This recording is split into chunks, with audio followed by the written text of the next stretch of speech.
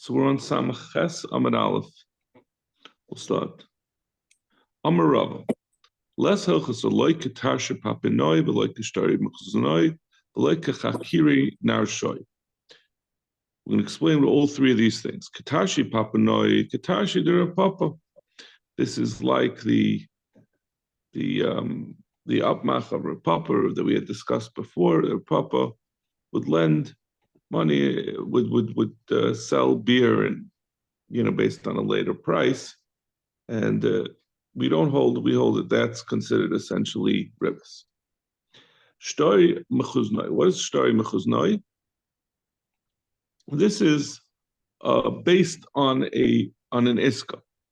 So first is what a business. We're going to talk about what the business deal is of an iska, and then we'll talk about what the potential ribis issue is.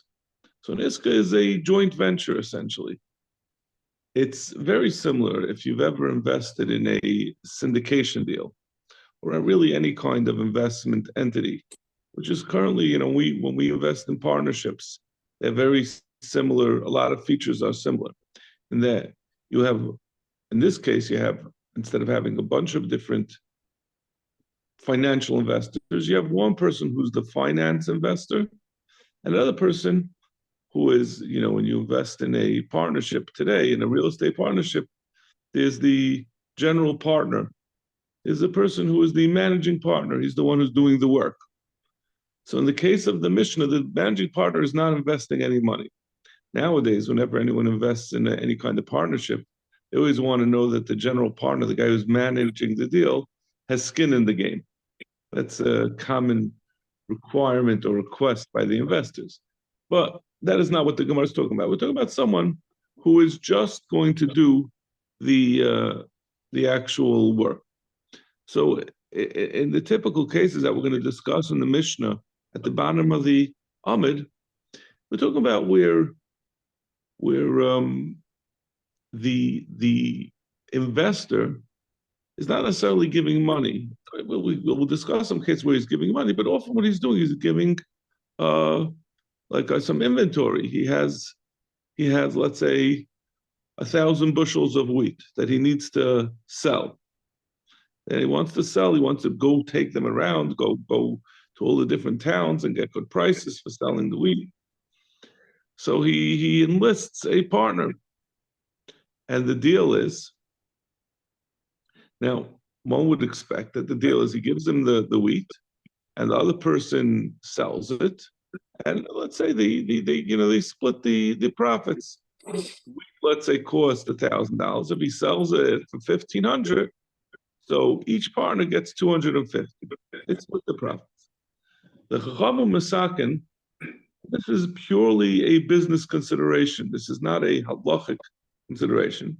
The Chacham instituted, I should say, that in addition, in order that it's not a great deal for the investor, he's giving up half of the profits, and he's, it's all his stuff that's being used to generate these profits. They instituted that the general partner or the managing partner should also take half of the achrayus for the inventory.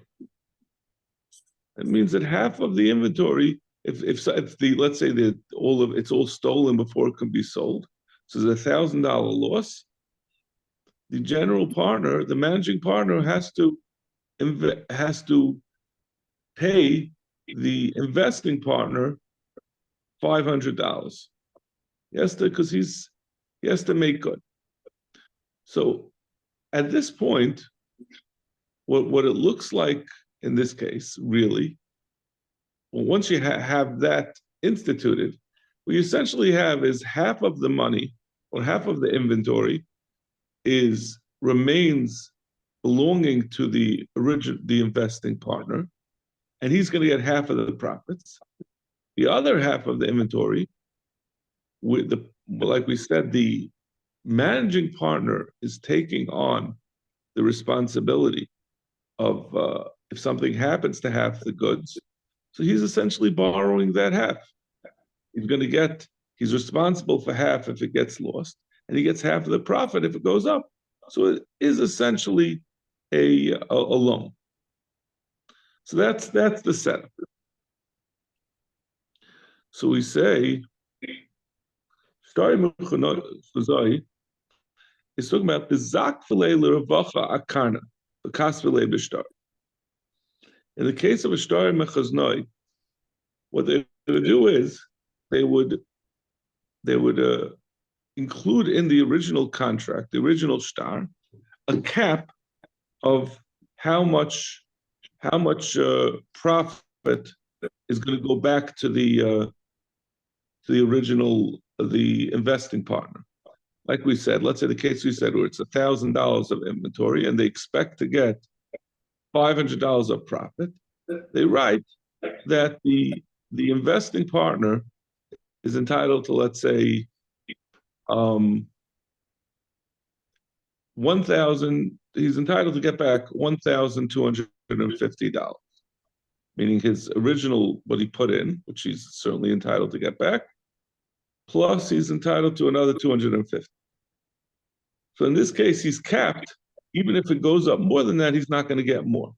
But on the other hand, if it doesn't produce that amount, nevertheless the managing partner is going to be responsible. He's going to be responsible for it. So let's see Rashi. The Zakri Ravacha Akarna, Shekoinim Pragmatir Balibatim, Benoisel Metargel Lemechleschar. So the Balabatim are the what is the base? Let me just check that. Mi Balibatim. Yeah,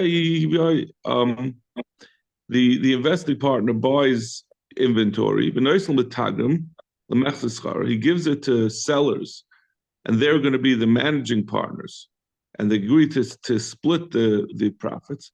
And they evaluate this is the amount, like we said, 250, supposed to be 500 profits. They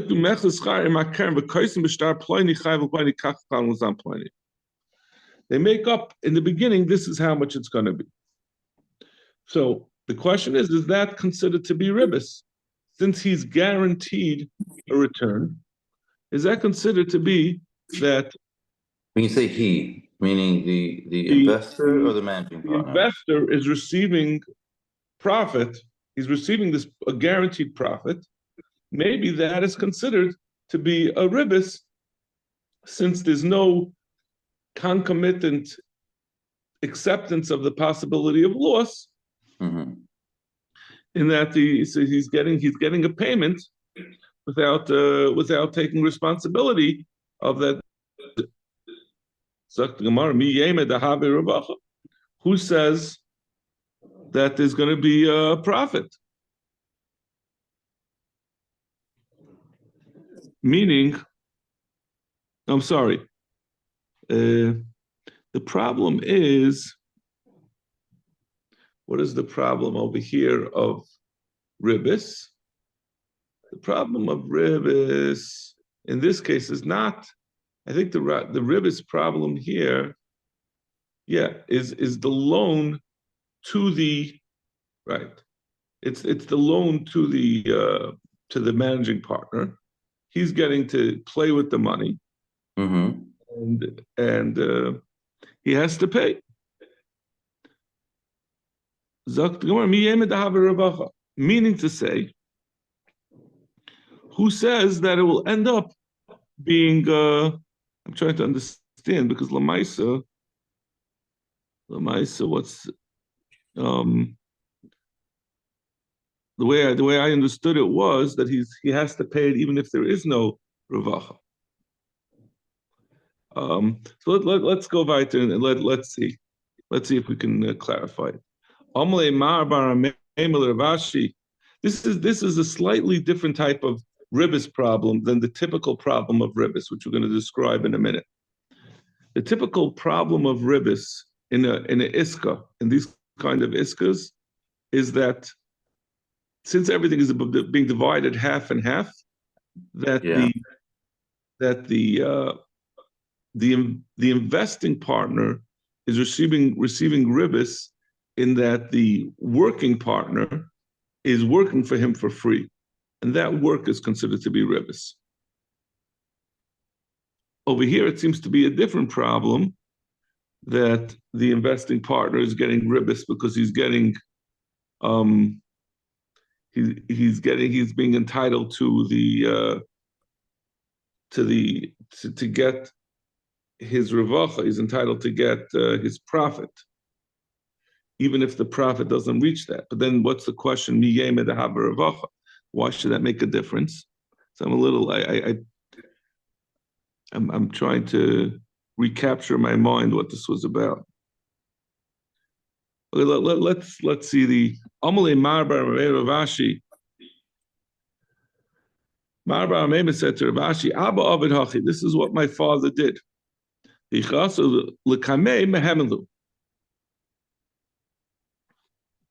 But in order to avoid the problem of ribbis, he said, what was the investor getting? What was he giving in return for guaranteeing his profits? He was giving up that he would say that the person, the working partner, would not have the option of saying, he wouldn't be believed if he said that there weren't sufficient profits. So it wasn't guaranteed profits.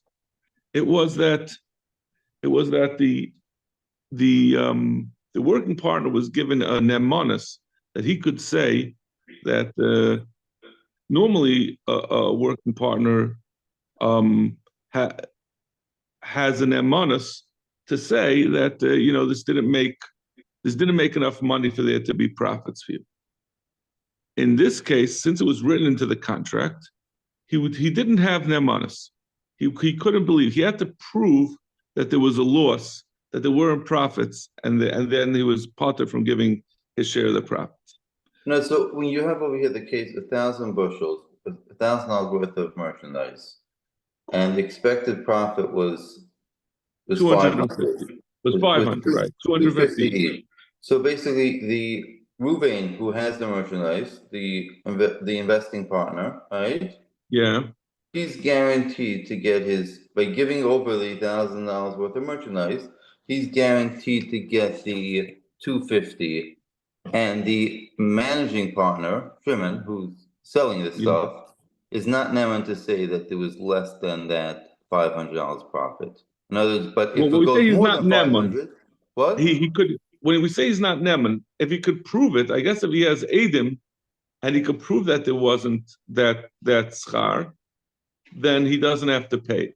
But in general, he's not. And but on the other hand, if there's more than $500 profit, he's limited. He can't. Ruvain's not going to get more than. So Shimon's giving up the right to be for his nemanis that it was less than $500 profit. No, to give him the guaranteed 250 return. In other words, because of on the other hand, if they make $2,000 profit, he gets all the upside. Right. All right. Yeah. So that's basically what the heteriska is. Right. I mean, in this case, that's what heteriska. That's why this iska is allowed. The iska is here. Yeah.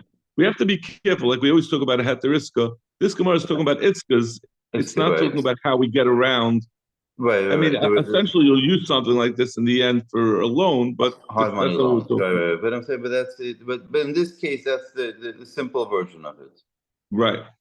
So the Gemara says, how can you avoid having this be treated as not a guaranteed ribis to Ruvain, who is, like we're saying, the investing partner? If it doesn't exceed the expected ribis, if there's no extra upside beyond the expected ribis, he wouldn't get anything anyway. So he's not really giving anything up. I thought it's because, let's see, if there isn't a guaranteed $500 return, that's where the ribis comes in. I think it's more than that. I think it's miyem d'hava ravacha Because, Just oh, you're saying on top of that, I was looking yeah, at the simpler, because in other words, we're saying that it's a loan. But if there isn't the $500 profit, and he's giving him the guarantee 250, yeah. that can be, that would be right away there, the You're saying ribbis. maybe you're right. Could be you're right, right? So you're saying just from the fact that he's entitled to get it, or the assumption is unless Shimon proves otherwise that he gets it. My father used to do this. He gave up in order to avoid it being ribis. He would believe the managing partner so that he gave up that which turned this payment into ribis. So if there wasn't taka ravacha, he wouldn't get it. So he said to him, listen, that's a good way of avoiding the ribis problem if he's still around. But if he dies, so he's saying, I'm going to avoid ribis because I'm going to accept upon myself to believe to believe the other partner. But that's only that's his discretion. If he's not alive, his children might not do so. So it's a transaction that is inherently does have ribis. So the problem was he said this, the way he expressed this was if a Maimer, the Mar, the son of a Maimer, expressed it as he said that what if your father a Maimer dies? And when the Talmud Chacham says something, the Rebbeinu Shalom is Mekayim. And he expressed it as what happens if your father died, and that's tak what happened. The Nach Nafshad Maimer. Maimer died because it was expressed in this way. Okay, that's the second din that we said. Halacha is not like that, like either. So this previous din that we said is not an acceptable way to avoid ribs. Chakiri narshay. Now we're up to the a lease of the narshay. The chsivi hachi. They write like this: Meshchen loy planya are leplanya. Reuven borrowed money from Shimon, and when Reuven borrowed the money from Shimon, he gave to Shimon his property, his field, as collateral. It was like one of the ways we described yesterday, where he was menaka every year. He had to pay. Shimon had to pay Reuven a little bit of money, $50, for the rights to get the payers from the field, and then Shimon would kept the field for, let's say it was 3 years that the term of the loan. He kept the field unless Reuven paid it back, and he would get all the payers. He would get $200 worth of payers every year. So it's not a problem of ribis because he took off a little bit from each year. He's getting Shimon was paying Reuven $50 per year, or not really paying him. He was deducting from the amount of the loan $50 per year. But in this case, this Shimon turned around. He took this field that Reuven had deposited by him as a mashkin, and he leased it right back to Reuven. So every year, Reuven, let's say, had borrowed $1,000, and it was due in 5 years. And every year, Shimon paid Reuven $50, so he took off $50 from the loan. So at the end of 5 years, he was going to only owe $750. It's going to be $50 a year times 5 years. But Shimon, in the meantime, was getting $200 of payers every year. And Shimon really was a rich guy. He wasn't interested in working in the field. So he turned around, and he leased the property back to Reuven for $200 a year. He could get $200 worth of payers. It's worth it for Reuven. Let's say it was for $150 a year, whatever it is. He's leasing it back to Reuven for $150.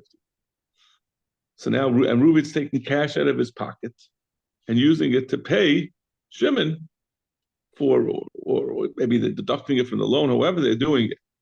But now Shimon pays Reuven $50 a year, and Reuven pays him back $150, let's say. It certainly looks like ribis, right? That Shimon is it's the other way around. Reuven it's not deducting from the loan. Reuven is paying Shimon for this property. So In the beginning, he owed him $100. He takes up 50 because you have to be menaka, let's say, for the field. But now he adds on another 150 that he owes Shimon to pay for renting his field from him. That certainly has the appearance of ribbis. Reuben is renting his own field and using this field that was given to Shimon as a mashkin, so it certainly has an appearance of ribbis. So Chakir Nashar, the Katzvi Hachi, mashkin le planya ari le planya. Reuven gave his field as a mashkin to Shimon, and then Reuven goes and leases it back from him. So Zak Gemara, Amos Kana, the Aknele, people who are going to see this are going to say, when did Shimon buy this field that he's now going to be making it back to Reuven? It looks very much like ribbis. So Gemara, but now people have a way of avoiding this problem that appears like ribbis. This is what they write. Shimon was koinit from him, like we said, with a kinyan that it's a mashkin, that he gives him the field with the money of the loan. So the money is mashkin to him. And then Shimon uses it for a long time. It means Shimon first uses the field for 2 years or 3 years. And then after that, he first starts leasing it to Reuven. The Chachamim were misaken that this is an acceptable way to avoid the appearance of ribbis by having Shimon first use the karka for a while. So then it doesn't appear, if it was just going straight right at the beginning, so then Shimon never got the land, and he lent Reuven $100, and he's getting back from him $150 a year for leasing back his own land. That looks like ribbis. But instead, what we do is we have Shimon take the field, use the field for a couple of years. So then people look at it that it's already in Shimon's rishus. Then when he leases it back, it's understood to be a separate transaction from the original loan. So Gemara V'lav Milsi. However, even though this was, people were doing this, the Chacham tried to be misak in this in order to make it easier for people to lend money and to basically allow them in a certain way to get ribbis or to make some money on the loan. It's not allowed because it does in the end have an appearance of ribbis. Okay. Zok the mission. Now we're going to talk about. We were talking about an unusual case of iska before. Now we're going to talk about the standard case of iska. I just want to be clarified. We're not talking about a heter iska. We're not talking about what we know that you could allow ribbis by making a heter iska. We're talking about the Gemara has a case of iska, which we're going to be discussing for the next block about certain types of joint ventures. How you mata them, how you have to structure them in order for them not to be ribbis.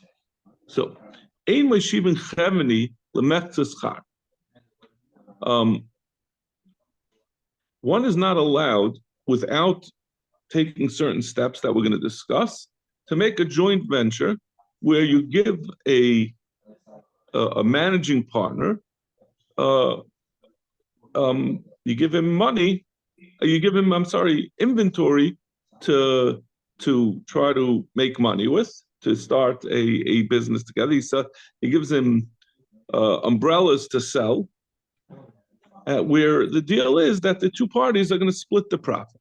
So, like we explained before, this is talking about Reuven has $1,000 worth of umbrellas, and Shimon has time on his hands.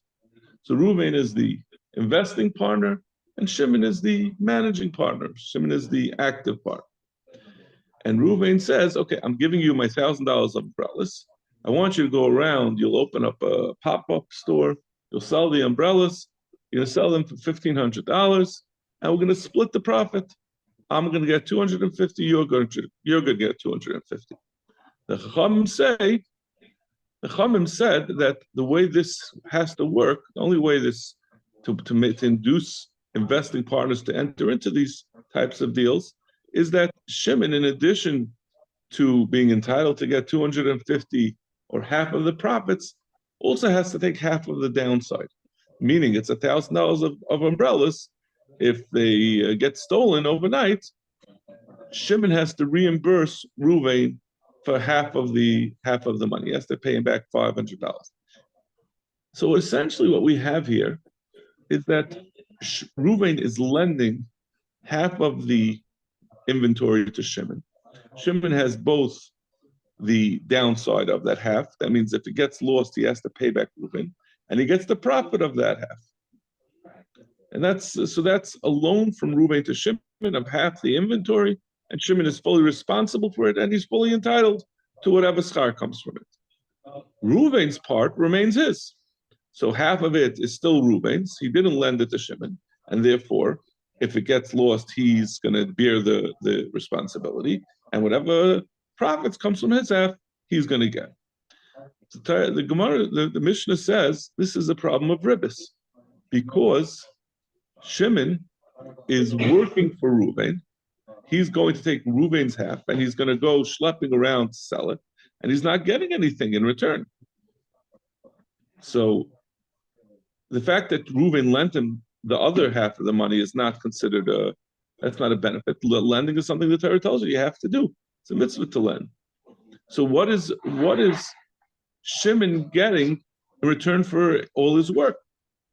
It turns out so this has the din of ribbis. Essentially, Shimon's work is a ribbis. It's an interest payment on the money that that Reuven is lending him.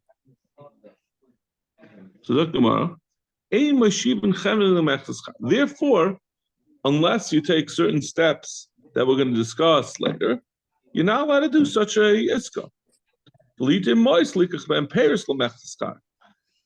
first case of the Mishnah was talking about giving inventory. You also can't give money that Reuven can't give money to allow Shimon to buy Paris to then go and enter into a venture. Whether he's giving the actual Paris or he's giving money to buy the Paris, both of them are going to be us. What could he do? The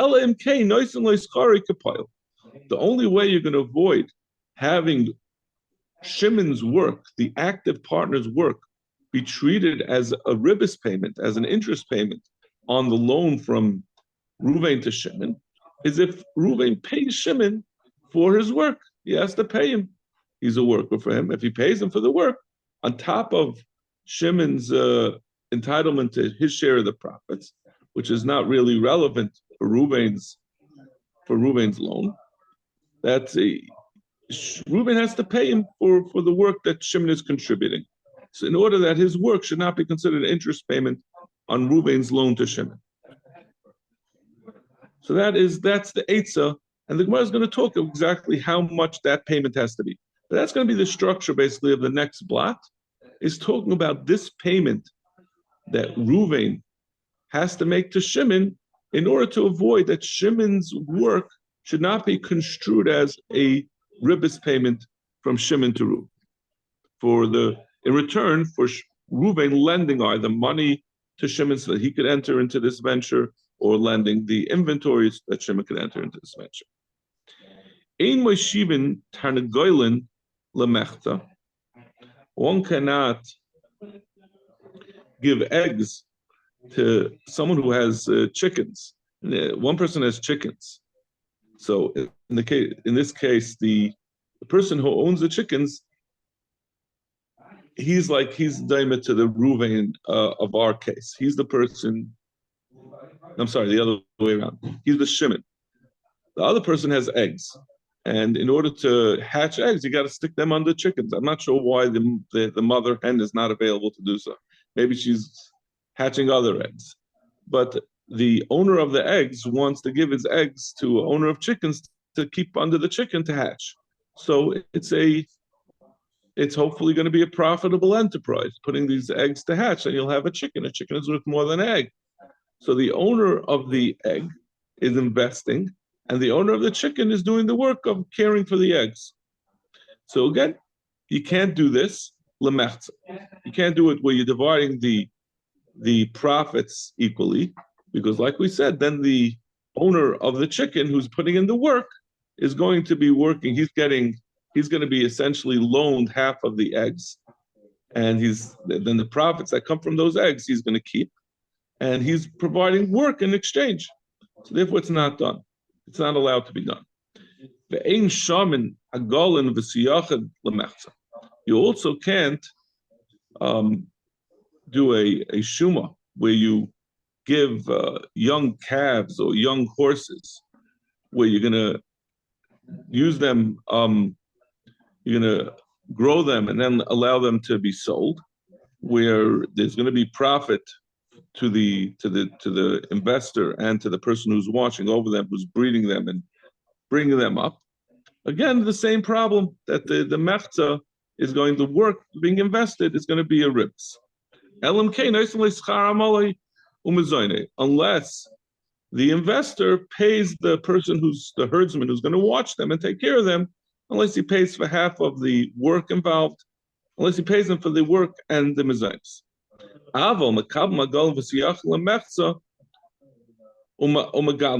However, you can be makabel agol and siyachin if there's not a shuma at the beginning to determine how much they're worth, meaning that there's no except if you don't make a shuma at the beginning and evaluate how much they're worth,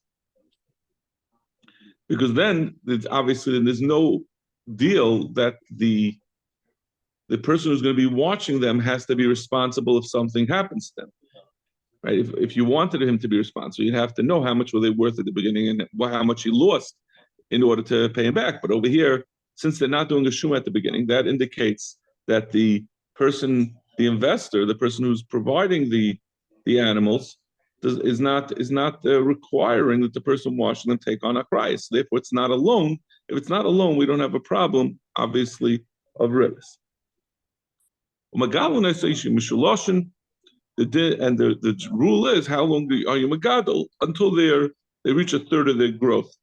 At that point, they're ready to be, the agala can be used as veal. That's when this is nothing to do with ribis. This is just the din of how long you watch such agalim. The chamar tayanis, and the chamar you grow it until it's able to start working as a chamar, and then you sell it, and that's when you reap the profits. So we said the general rule that we're talking about here, the general setup here is right. We have this iska, this joint venture, where the investing partner would be considered to get ribis from the fact that it's treated as if he's lending half of the inventory, half of the money to the managing partner, unless he pays the managing partner, unless he gives him a salary. If he gives him a wage, then the work of the selling partner, of the working partner, is not considered to be interest because he's getting paid for it. I'm sorry? Yeah. It's like it's going back.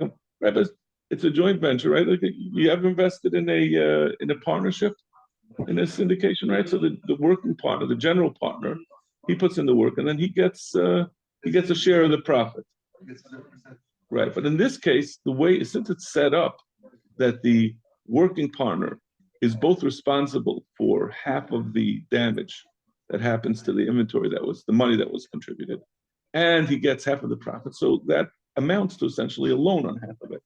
So he's not just, so the way to avoid that work that he's going to do is to pay him a salary, and then it's not the loan. He's not paying for the loan through work. He's getting paid for his work. So it's not free. Well, once he gets a salary, he can already share profit and loss. Right, because he borrowed from the investing partner half of what's being invested, and therefore he's entitled to whatever profit, and he has to pay him back at the end. Right. So let's say the original investment was $100,000. So 500 is looked at as still belonging to the investing partner. The other half is looked at as if he lent it to the managing partner, and then at the end, the managing partner has to pay him back the loan. So he has to give him back $1,000 of the original investment, half because it belongs to the investing partner, half because it was a loan to him. The problem with that is that then if half of the, and obviously then the investing partner keeps half the profit of his half, and the managing partner gets the profit of his half. But the problem is the managing partner is doing all the work, and the investing partner is enjoying his work on the half that still belongs to him. So that seems to be a benefit that the investing partner is getting in return for lending half of the money, which is ribs. So if he pays him, if the investor, well, we're going to see how much he has to pay. That's going to be the next amud, exactly how much he has to pay. Some three-way machlokes. So Dr. Mara, how much does he pay him? Tana kapayil bot. He pays him like the amount that you pay someone, like you say, like a nominal amount of what you would pay someone to, how much a person will be willing to take to just sit and not work. This guy could have gone to, this managing partner could have gone to his job as a, as a carpenter, and instead he's going to not be able to do it. He's going to now be involved in watching over this thing. So how much do you pay someone to be mabal? So Gemara, my kapayil batal. What are you saying kapayil batal? He's working. You have to pay him for the work he's doing. Why should you pay him kapayil batal? Abaya kapayil batal shall oisel malach. So he says no. What it means is you have to pay him how much a person would pay if someone was working as a carpenter. That's hard. It's hard work. So it's a lot more difficult than managing, going around selling umbrellas. So how much would a typical person pay that instead, how much would a person accept? I used to be working as a carpenter. Now I'm going to be working instead in this easier job. I would make $100 a day as a carpenter. If I'm going to be a chenveni, I would need at least $50 to do that. Because I still want to make some money, but it's a lot easier than being a carpenter. So you have to pay me $50. So kapayil batal shel oisel malacha de batal mineh utricha. The Gemara says we need both cases in our Mishnah. We said in the Mishnah both the case where the investing partner invested inventory and the case where he invested money. If I just said chenveni, meaning someone who got the actual inventory and then just has to go sell that inventory,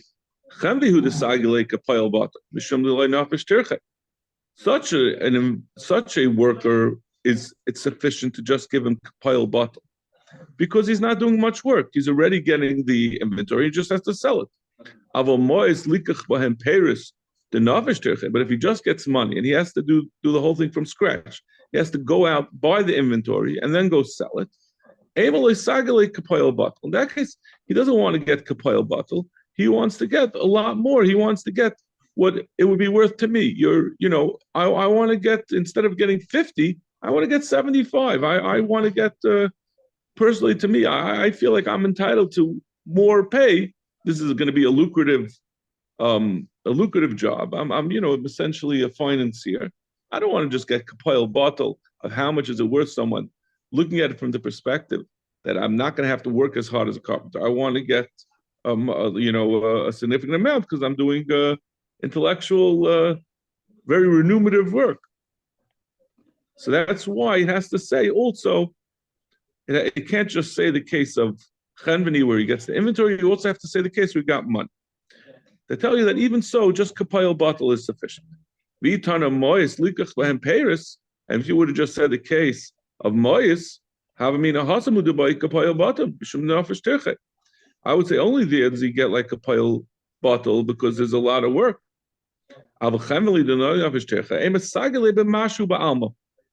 Maybe it's, if in the case where he gets the inventory, you could just get like mamash a nominal amount, not even kapayil batal. It's here. He just gave him a taste of, he allowed him to dip his fish into some gravy. He gave him a single dried fig. Maybe that's enough. So therefore, we had to say both things. If we had to say both the case we got inventory, both the case we got money, to tell you that it's not in the case where he got the inventory that he could demand. We got money that he could demand even more than kapayil batal, and also tell you in the case where he got already the inventory that he could say that the investing partner could say, even I give you a mashahu, that's enough to avoid rips. Tanarabba, kama easy tarnagoy malin sim. Tanarabba, kama huschari. So how much is the schar? Now we just said the schar in the case We said it depends on whether it's moyes, it's keschar bot. We're going to see now it's a machlekes. It's a machlekes tanoi. How much is the schar that the managing partner has to receive in order to avoid being his work, to avoid not to be ribis? Bein merubo bein muat. Rameh says whatever they make up, whether it's a large amount or a small amount, it has to be set up in the beginning. This is what the managing partner agrees to receive. But he's not saying how much it has to be, but it has to just be an agreement up front. Yehuda says no. Any amount, any nominal, symbolic amount that the investing partner pays to the managing partner is enough of a payment to avoid it being treated as ribas. Even like we say, allowing the dip fish into gravy or giving him a single dried fig. Rav Shimon ben Yochai says, like what we had said on the top of the Amid, no, he has to pay in pile bottle. We have to make an evaluation of what a typical wage would be. So we have three shitas. The last one is what we had said before, pile bottle, a significant estimation of how much a person would take to do such work. Rameh says whatever they make up, as long as they say it in advance. And Rabbi Yehuda says even any nominal amount. Tanarabah. Ein shaman, lo yasa izim, lo yasa rechalim, lo kol davar, she'ein oisa v'oichel lemech. You can't do a shuma, not for goats, and not for rechalim, not for sheep, and not anything that doesn't do work, and it doesn't do work in return for its food. So you can't do an iska with any such thing. Anything where there's not going to be work that the animal is going to be able to do. If the animal could do work, that work could be considered what the investing partner is, what the managing partner is getting in return for his labor. He has to work to sell these animals, but in the meantime, he uses the work that they're able to do.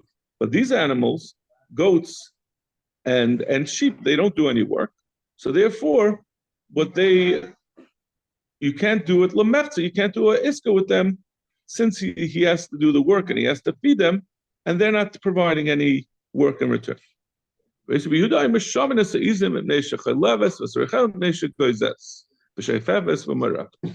disagrees. He says, no, izim have some value because you could milk them. So the working partner is going to be able to get the milk from the goats. And the rechalim, the sheep, he's geizes and shaita from moiret. There's different ways of getting the wool. He'll get the wool, and that will be his payment for the labor he's putting in. And a tarnagol also because it provides eggs. The Tanakhama did not argue about the Tanagolim. The Tanakhama agreed that on Tanagolim, the working partner can do a iska lemechza schar because he's going to get, in return for his work, he's going to get the eggs. So Tanakhama gives why does he disagree? Why doesn't he say that the shearing and the milk is sufficient payment to the working partner? Why doesn't he agree that that's sufficient to pay the working partner to avoid it being this? So if he's entitled to get the giza and chalav, that would be sufficient. We're talking about where he doesn't get all of the milk and the wool, he only gets the whey. The actual milk does go back to the investing partner, and he only gets the whey, like the leftover after you make cheese, which is not very valuable. And tusri is the certain types of wool that gets caught, that's left over from the thorn. So it's also not very substantial. So that's the Tanakhama says that that's not enough. Rabbi Yehuda says even these small amounts is enough to avoid being gripped. Tanakama Savalakav Shimon Yechoy Dama Noismo Iskarim Mishalem. The Tanakama who says that this is not enough, he says you have to pay a significant wage in order for it to be a real wage to take coil bottle. So therefore, these small amounts is not enough. And he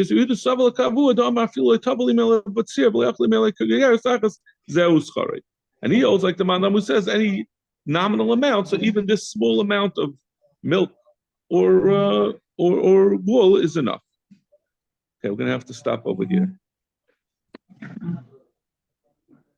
All right, take care. Thank you. Have a great day.